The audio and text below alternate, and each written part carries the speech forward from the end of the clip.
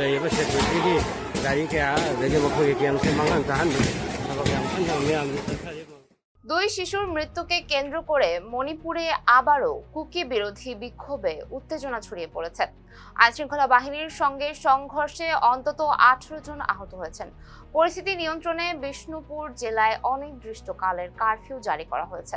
জীবন অবাক না করলে কে করবে? 28% মিল্ক ফ্যাটের অবাক করার সাথে ফ্রেশ মিল্ক পাউডার। জীবন অবাক করুক প্রতিদিন। মঙ্গলবার স্থানীয় সময় বিকেল 5টা থেকে এ কারফিউ কার্যকর হয়। উত্তেজনার সূত্রপাত 7 এপ্রিলের এক বোমা হামলায় 2 শিশু নিহত হওয়ার ঘটনাকে ঘিরে। এতে কুকি সম্প্রদায়ের সংশ্লিষ্টতার অভিযোগ তুলে জড়িতদের গ্রেপ্তারের দাবিতে বিক্ষোভ শুরু হয়। পরে গুজব ছড়ায় কুকি সশস্ত্র যুবকদের একটি দল বিষ্ণুপুরে ঢুকেছে, যা পরিস্থিতিকে আরও অস্থির করে তোলে।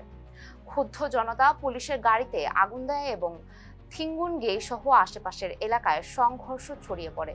পরিস্থিতি নিয়ন্ত্রণে টিয়ার গ্যাস নিক্ষেপ করে নিরাপত্তা বাহিনী। বুধবার সকাল পর্যন্ত অন্তত 4 জনকে আটক করা হয়েছে বলে জানিয়েছে পুলিশ। অন্যদের ধরতে অভিযান চলছে। পাশাপাশি গুজবে কান না দিতে স্থানীয়দের সতর্ক করেছে প্রশাসন। 2023 সালের মে থেকে মেইতি ও কুকি সম্প্রদায়ের সংঘর্ষে ইতোমধ্যে 3 শতাধিক প্রাণহানি ঘটেছে।